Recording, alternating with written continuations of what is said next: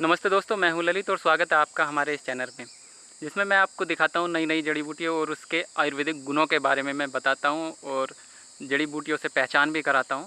जैसे कि आप देख रहे हैं, यह है अमलतास का पेड़, काफ़ी आयुर्वेदिक गुणों से भरपूर है और बहुत सारी बीमारियों में ये काम आता है।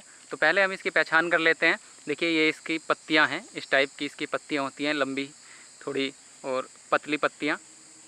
और ये इसके गुच्छों में लगे हुए इसके पीले फूल, इस टाइप के फूल आते हैं, इस पर गुच्छों में लगे रहते हैं, जैसे अंगूर के गुच्छे होते हैं ऐसे लगे रहते हैं। और इस पर इस टाइप की थोड़ी फलियां आती हैं। ये आप देखते हैं, मैं इसे दिखा देता हूँ आपको। यहाँ नीचे भी पड़ी हैं कई सारी फलियां, ये देखिए, ये इस टाइप की ये फलियां होती हैं। ये काफ़ी गुणों से भरपूर हैं ये फलियां।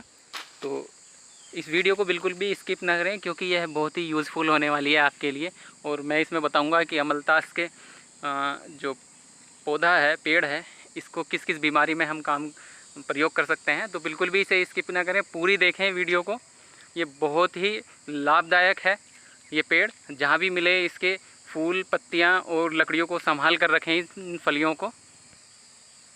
अमलतास को अलग अलग भाषाओं में अलग अलग नाम से जाना जाता है। जैसे हिंदी में इसे अमलतास या धन बहेड़ा कहा जाता है, संस्कृत में इसे हेमपुष्पा कहा जाता है, राजवृक्ष कहा जाता है, बंगाली भाषा में इसे सोदाल या सोनालू कहा जाता है, और मराठी भाषा में इसे बहावा कहा जाता है, पंजाबी भाषा में इसे अमलतास कहा जाता है, और तेलुगु में इसे रेल चंटू कहा जाता है।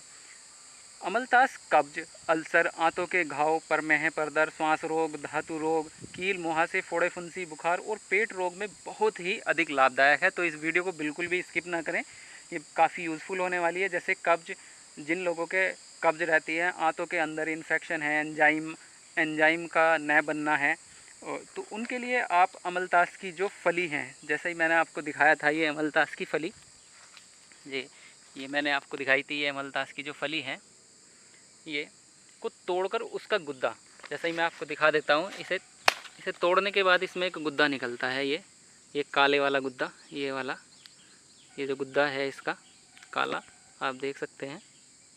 ये गुद्दा जो होता है, इसको क्या करना है, रात में पानी में फुले देना है। इस गुद्दे को रात को पानी में फुले कर रखना है, और सुबह और उसमें 8-10 मुनक्खे भी डालने हैं, ठीक है। और 15-20 ग्राम इस गुद्दे को ही फुले कर रखना है, ठीक है। और सुबह इन्हें मसल कर और उसका पानी आपको पीना है नियमित रूप से। आप इसमें कुछ दिन ऐसा करेंगे तो बिल्कुल आपके जो कब्ज है या आंतों के अंदर में एंजाइम जो नहीं बनता है या घाव है, वो बिल्कुल एकदम ठीक हो जाएगा। ये जो मैंने इसका उपाय बताया है, ये छोटे से बच्चे से लेकर जो गर्भवती महिलाएं हैं, उन सभी के लिए भी बहुत अधिक लाभदायक है। क्योंकि गर्भवती जो महिलाएं होती हैं, उनको किसी भी औषधि देने में काफ़ी दिक्कत महसूस हो सकती है, लेकिन आप अगर इस औषधि का प्रयोग उनके लिए करते हैं तो उनके लिए कोई हानि नहीं है और लाभ ही लाभ होता है।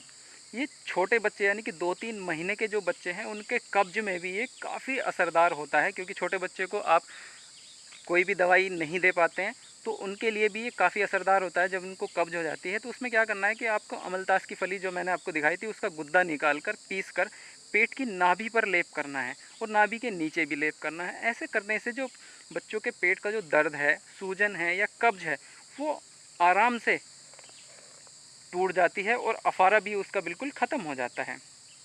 इसमें एक उपाय और भी कर सकते हैं आप। इसकी फलियों का जो गुद्दा है, उसमें हींग को पीसकर नाभि के चारों तरफ और नाभि पर लेप करेंगे, तो उसकी जो कब्ज है या अफारा है, वो बिल्कुल टूट जाएगा और उसका पेट का दर्द भी बिल्कुल शांत हो जाएगा। ये बहुत ही निरापद उपाय है, आप इसे बिल्कुल आसानी से कर सकते हैं। बहुत ही अच्छा उपाय है इसका। जिन लोगों के आंतों में घाव है या एसिडिटी रहती है, उसमें भी अमलतास के 15 से 20 ग्राम जो गुद्दा है वो, और 1 से 2 ग्राम धनिया, जो बीज होते हैं धनिए के, उन्हें रात को मिट्टी के बर्तन में भिगो दें और सुबह उस पानी को नितार कर पिएँ। ऐसा करने से जो आंतों के घाव हैं और एसिडिटी है, वो बिल्कुल एकदम शांत हो जाएगी। और जिन लोगों को अल्सर है या अल्टरेटिव कोलाइटिस है या सूजन है या इन्फेक्शन है, उनके लिए भी ये बहुत अधिक लाभदायक है। उसमें आपको अमलतास का गुद्दा, फली का गुद्दा 15 से 20 ग्राम और 2-3 ग्राम धनिए को 400 ml पानी में मिट्टी के बर्तन में रात में रखें, भिगो दें, और सुबह मसल कर उसे छान कर पिएँ। ऐसा करने से बिल्कुल एकदम आपको आराम मिलेगा। कुछ दिन के प्रयोग से ही आप बिल्कुल एकदम स्वस्थ हो जाएंगे।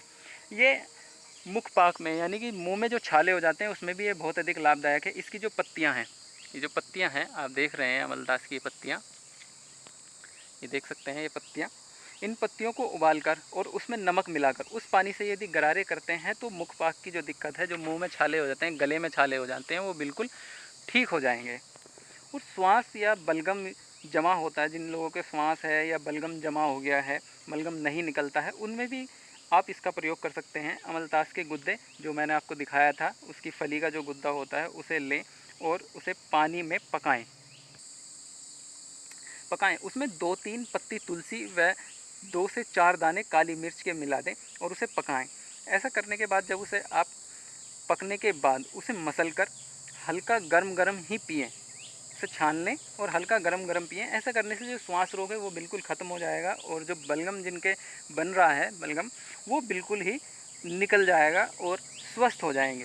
ये धातु रोगों में भी बहुत अधिक लाभदायक है। जिन लोगों को धातु रोग है, पुरुषों में धातु रोग है, परमेह है यानी कि शौपन दोष वगैरह है, और महिलाओं में परदर जैसे कमर कटना है, श्वेत परदर, सफ़ेद पानी का आना, कमर कटना, ये उन रोगों में भी बहुत अधिक लाभदायक है। अमलतास की 15 से 20 ग्राम अमलतास के गुद्दे, जो मैंने आपको फली दिखाई थी उसका गुद्दा, रात में पानी में भिगो दें। सुबह उसे मसलकर मिश्री मिलाकर नियमित रूप से यदि पीते हैं तो धातु रोग, परमेह, परदर, महिलाओं के जो कमर कटना है, सफ़ेद पानी का जाना है, और पुरुषों का जो धातु रोग है जिसमें नपुंसकता है या नाइट फॉल जैसी दिक्कतें हैं, वो बिल्कुल एकदम ठीक हो जाएंगी। ये जड़ से ही समाप्त हो जाएंगी। ये एक बहुत अच्छा इसका एक और प्रयोग है, गोपनीय प्रयोग है।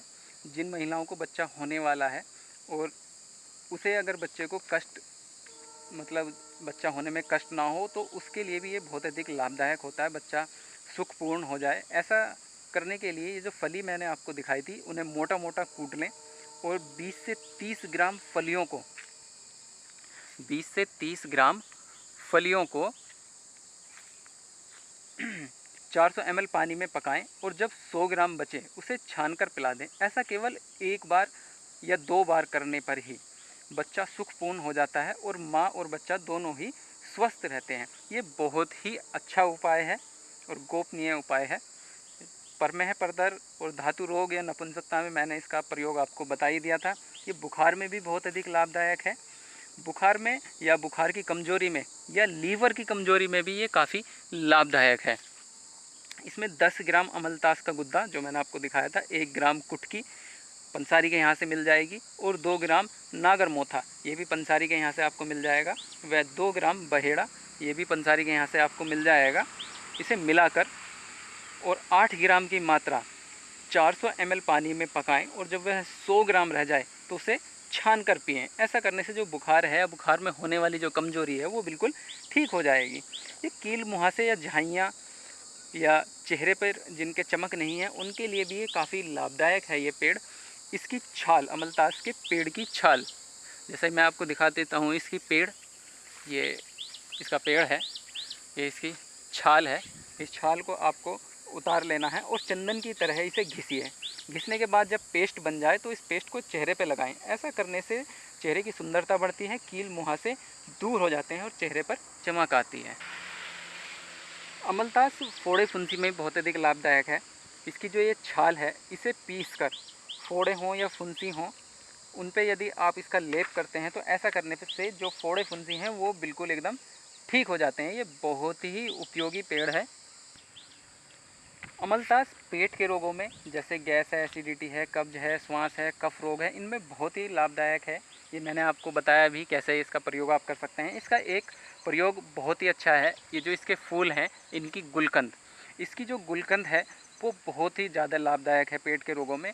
आप इसकी गुलकंद को कैसे बनाते हैं, ये प्रयोग आपको पता भी है, गुलकंद कैसे बनती है। इसके इन फूलों को लें और बराबर इसके मिश्री या चीनी लें, उन्हें आपस में मसल के किसी कांच के बर्तन में डाल के रख दें और 10 से 15 दिन तक धूप में रखें उस बर्तन को। तो 10 से 15 दिन बाद गुलकंद बनकर तैयार हो जाएगी। तो 1 चम्मच रोज़ आप उसे ले सकते हैं, या इसके फूलों की चटनी बनाकर आप प्रयोग कर सकते हैं, काफ़ी स्वादिष्ट भी लगती है। या इन पत्तों की आप सब्जी बनाकर भी आप खा सकते हैं। ऐसा करने से जो पेट के रोग हैं, श्वास रोग हैं, कफ रोग हैं, वो बिल्कुल एकदम ठीक ठीक हो जाएंगे। आप इनका प्रयोग सुखा कर भी कर सकते हैं। ये जो फूल हैं इन्हें आप सुखा लीजिए और इसके पत्तों को सुखा लीजिए और उन्हें सुबह शाम यदि आधा चम्मच आप पानी के साथ लेते हैं तो आपका पाचन तंत्र बिल्कुल ठीक रहता है और पेट रोग से बिल्कुल आप छुटकारा पा सकते हैं। ये बहुत ही उपयोगी है ये पेड़, तो जहाँ भी मिले इसका उपयोग ज़रूर करें।